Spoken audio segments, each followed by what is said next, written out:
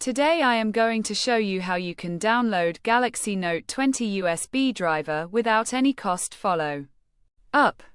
Flashyet.com. We have completed our guide. Don't forget to like, comment, and subscribe.